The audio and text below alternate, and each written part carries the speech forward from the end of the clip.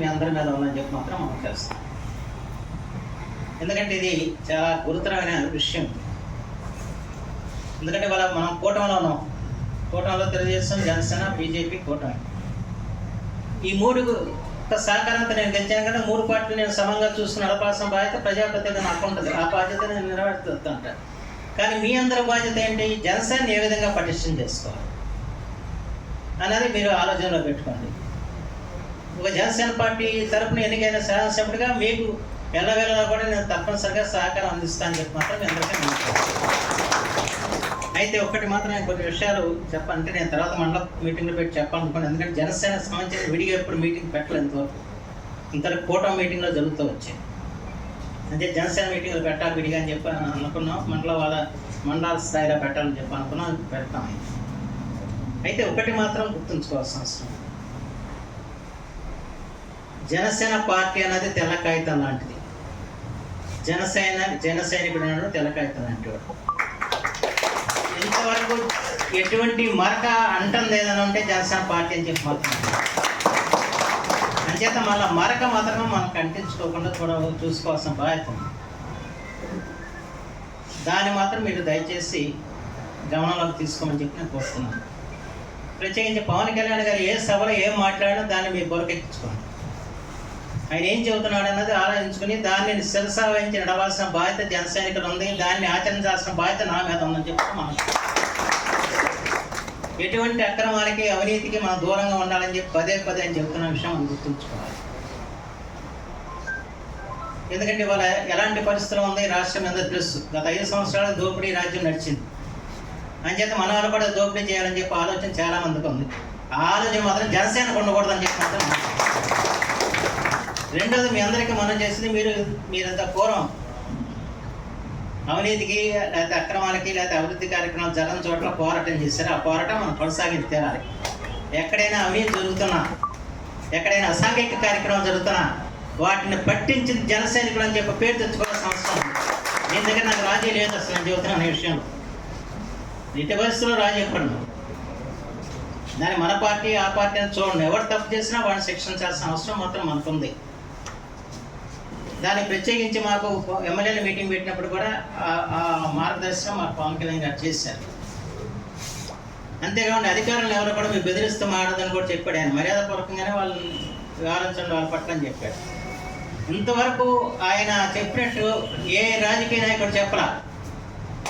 జన సైనికులు ఎవరో కూడా అధికార కార్యక్రమాల్లో పాల్పంచుకోవద్దని చెప్పాడు. ఇంతవరకు ఏ నాయకుడు అని చెప్పాడని చెప్పి అడుగుతున్నాను. మీరు వెళ్ళి అధికార కార్యక్రమాల్లో పాల్గొమాకని చెప్పి మన స్టేట్మెంట్ ఇచ్చాడు. ఇంకా అనేక అంశాలు చెప్పాడు మనకి. ఆయన ఏ అంశాలు చెప్పాడో ఆ అంశాలను మాత్రం మీరు తప్పనిసరిగా పాటించే విధంగా ఉండాలి జన సైనికులు అని చెప్పి మాత్రం మనం చేస్తున్నాం. ప్రత్యేకించి కార్యకర్తల దగ్గర ఎటువంటి పొరపాటు లేదు. పొరపాటు ఏదంటే ఇప్పుడు నాయకత్వం నుంచి మా హోటల్ మీద ఉంటుంది పొరపాటు. మేము కూడా అలాంటి పొరపాట్లు ఉంటే సరిదిద్దుకోవడానికి తప్పనిసరిగా ప్రయత్నం చేస్తాం. పవన్ కళ్యాణ్ గారు ఏమైతే చెప్పారో దాని 100% కూడా ఈ నియోజకవర్గంలో అమలు చేసి పవన్ కళ్యాణ్ గారికి పేరు తెచ్చేలాగా మాత్రం చేస్తానని చెప్పి ఇక్కడ ఎటువంటి అక్రమాలకి తావిచ్చే పరిస్థితి ఉండదు. ఎటువంటి అసాంఘిక శక్తులకి మనం అవకాశం ఇచ్చే పరిస్థితి ఉండదు. దీని మీద ఉక్కుపాదం మోపుతాం. అయితే నేను ఈరోజు వచ్చిన దగ్గర నుంచి కూడా నేను చెప్తున్నా, మీరు చట్ట ప్రకారం పనిచేయాలి, రూల్ ఆఫ్ లా ఉండాలని చెప్పి ప్రతి అధికారికి చెప్తూ వస్తున్నాం. కానీ ఇంకా చెవికి ఎక్కట్లేదు. ఎందుకు ఎక్కట్లేదంటే 5 సంవత్సరాలు అలవాటు పట్టుతున్నారు కదా. ఒక రోజులో ఇది మారాలంటే అవకాశం కాదు. వాళ్ళకి అవకాశం ఇచ్చా. అంతేకాదు నేను చెప్పాను మిమ్మల్ని ఎవరైనా బదిలీ చేయాలని చెప్పి ఆలోచన కూడా నాకు లేదు. మీరే పని చేయండి. కానీ మీరు చేసిన తప్పులు మీరే సరిదిద్దండి. ఆయన చెప్పి సార్ మీరు తప్పులు చేశారు, నేను తప్పులు సరిదిద్దామంటున్నానుగా సరిదిద్దాను అని చెప్పి నేను ప్రతి చోట చెబుతున్నాను. అంతేకాదు మొన్న పంచాయతీ సెక్రటరీ మీటింగ్ పెట్టాం. పంచాయతీ సెక్రటరీ ఒకటే మాట చెప్పాను, మీకు జాబు మీకు ఒక దాంట్లో జాబ్ చాట్లు ఉందా లేదన్నది కాదు, మీ ఊళ్ళో ఏదైనా అసాంఘిక కార్యక్రమాలు జరిగితే మీరే బాధ్యులు అవుతారని కూడా చెప్పారు. మీ ఊళ్ళో ఏదైనా అసాంఘిక కార్యక్రమాలు జరుగుతామంటే దాన్ని అరికట్టే మీరు అరికట్టండి, లేకపోతే పోలీసుకో లేకపోతే రెవెన్యూకి చెప్పి అరికట్టే పదాన్ని చేయండి తప్ప మీరు మా సంబంధం లేని వ్యవహారంగా మాత్రం వ్యవహరించడానికి వీలని చెప్పి మాత్రం మనం చేస్తాం. భవిష్యత్తులో వీఆర్ఓలు కానీ పంచాయతీ సెక్రటరీలు కానివ్వండి, ఆ గ్రామంలో ఏదైనా అక్రమం జరిగిందంటే దానికి వాళ్ళే బాధ్యత వహించేలాగా ఖచ్చితంగా చేయాల్సిన పరిస్థితి ఉందని చెప్పి మనం చేస్తాం. అంచేత ఇంట్లో ఎక్కడ మనం రాజీ పడాల్సిన అవసరం లేదు. ఎందుకంటే పవన్ కళ్యాణ్ గారు స్పష్టంగా మాకు ఇచ్చిన ఆదేశాలను నేను ఇక్కడ అమలు చేస్తాను తప్ప నేను కొత్తగా చేస్తుంది ఏం లేదని చెప్పుకుంటాను. అలాగే చంద్రబాబు నాయుడు గారు కూడా ఈ విషయంలో ఎటువంటి అవకాశం పట్ల ఆయన కూడా నేను స్టేట్మెంట్ ఇచ్చే ఎట్టి పరిస్థితులు కూడా చట్ట ప్రకారం పనిచేయాల్సిందే, ఎక్కడ కూడా వాళ్ళు ఇసుకలో ఎవరైనా జోక్యం చేసుకోవద్దని కూడా నేను చెప్పడం జరిగింది.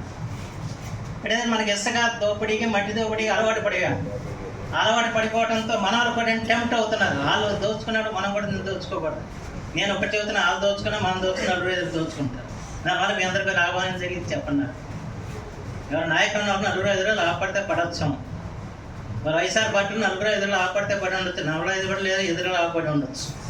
కానీ మిగతా కార్యకర్తలకు ఏం జరిగింది? ఏం జరగలేదు కదా. ప్రజలకి ఏం జరిగింది? ఏం జరగలేదుగా. తత్ఫలితమేగా ఇవాళ కనీవిని ఎరిగిన మెజార్టీ రావటం. అంచేత ఇవన్నీ కూడా మన గమనంలో తీసుకుని గతంలో జరిగిన తప్పులు మనం చేయకుండా మనం చూసుకోవాల్సిన అవసరం లేదు. అలా చేయకుండా చేయగల శక్తి ఈ 3 పార్టీలు ఒక జనసేనకు మాత్రం ఉన్నది మాత్రం ఖచ్చితంగా. ఎందుకంటే మీరు నిస్వార్థంగా ఇవ్వాలి, మీరు అధికారం వస్తుందని మీరు ఎప్పుడు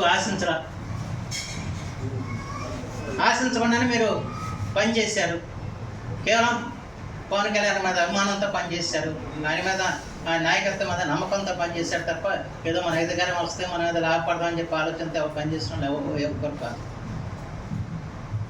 రెండోది అంటే ఇక్కడ ఓటు అన్నది పవన్ కళ్యాణ్ ఓటు తప్ప నీ ఓటు నా ఓటు కాదు. ఇక్కడ మనం గుర్తుంచుకున్నాం, నిమిత్తం మాత్రం. దీంట్లో గుర్తుంచుకోవాల్సిన అవసరం.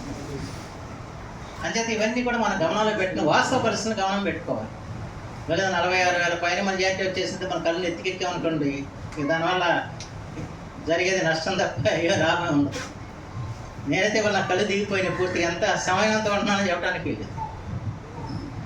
నా సోవారి ఇచ్చేదాన్ని కూడా తగ్గించుకోవాల్సిన పరిస్థితి వచ్చింది. ఎందుకంటే ప్రజలు మన మీద అంత నమ్మకంతో మనకు ఓటేశారు. వాళ్ళ నమ్మకాన్ని నిలబెట్టాల్సిన బాధ్యత